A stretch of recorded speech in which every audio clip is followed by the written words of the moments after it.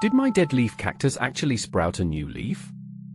I used to be the kind of person who could kill a spider plant with a single sip of water. The moment I set a pot down, the soil would turn a sad, dusty brown, the leaves would curl, and the whole thing would wilt like a wilted flower in a ditch. My friends would tease me, "You've got a brown thumb," and I'd feel that sting settle on the windowsill beside my wilted hopes, as if the very air were tinged with failure.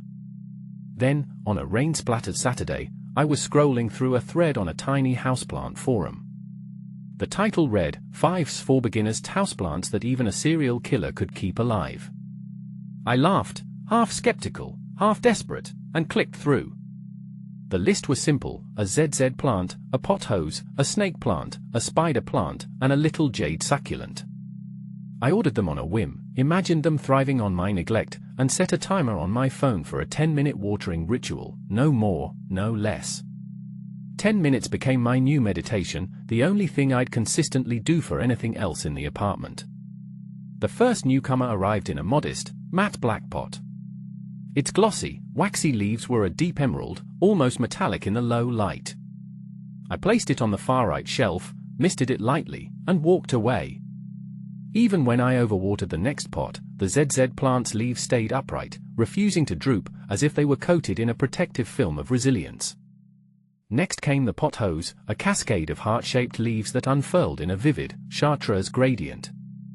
I draped its vines over the cracked windowsill, and they slipped into the gaps like a green rope, stitching the broken wood back together with living tissue. The sight was oddly satisfying, nature mending my own careless handiwork. The snake plant arrived in a stark, angular pot, its stiff, sword-like leaves pointing straight up, defiantly upright.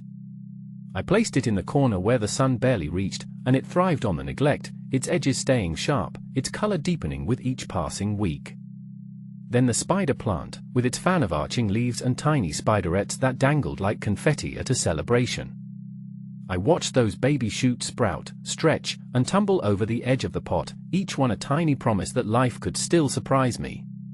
Finally, the jade succulent, a petite, jade-green gem no bigger than a thumbnail. I tucked it into a shallow dish, gave it the same 10-minute water ritual, and almost forgot about it. Weeks passed, and the succulent seemed to shrug off my clueless care, its rosette staying plump and firm.